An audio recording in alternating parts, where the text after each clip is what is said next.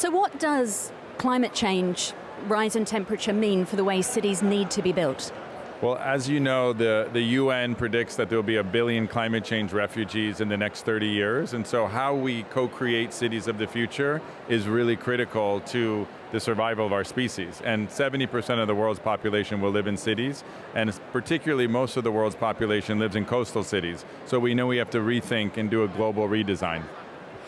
The report that came out on the first day of COP suggested that the world is not on track to hit that target of limiting heating to 1.5 degrees. What does that mean for those cities, particularly the coastal cities? Well, I think also for the global south and cities around the equator, they're going to be experiencing the impacts of climate change as we are in Florida, where I'm based, where we just saw increased hurricane activities within November, which is very, very rare. And so I think it's really important that we act even quicker, because we're not going to meet those global targets by the time. And I think we need to reverse climate change, not just stall it or stop it. You mentioned you're from Florida, Miami. You could argue that you're very much on the front line of this. If we don't hit those targets, what will it actually look like day to day for people living there? Well, I mean, we're already seeing the impacts of climate change and sea level rise. We're seeing water coming up, we're seeing stormwater surges, we're seeing the impacts today. So I think everybody is on board. It's just how can we rapidly prototype solutions for a more resilient and more sustainable future. And I think it's a lot of it's technology, a lot of it's policy, but it's adaptation and sustainable measures that are going to change the outcomes of what we're looking at.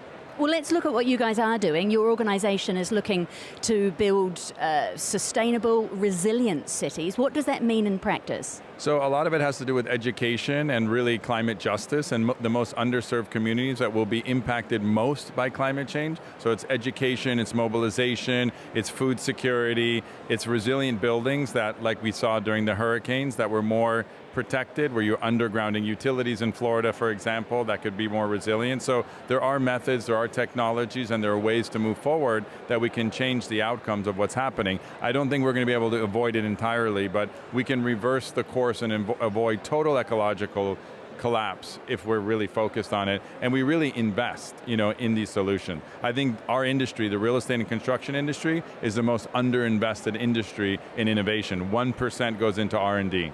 And it's very heavy on carbon emissions. So what technologies should your industry be investing in right now? Well, I don't know if you're familiar, but there's carbon capture in concrete, there's hempcrete, there's 3D printing of homes, there's laminated timber solutions. We need to accelerate the adoption and approval of these different technologies quickly. We need to invest in them, and we need to break through all the bureaucracy that's preventing these things from happening. Good urban planning, good resources. So what will you be listening for in the promises and the policies that come out of COP that will help with that?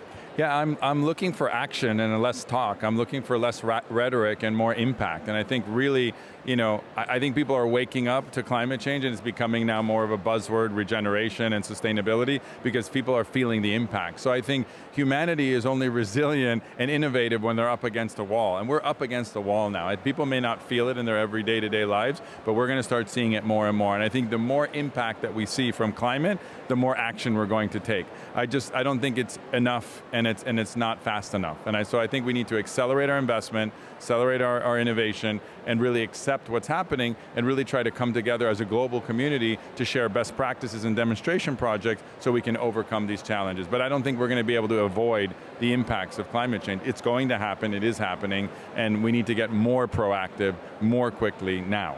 Dubai Eye 103.8. Join the conversation.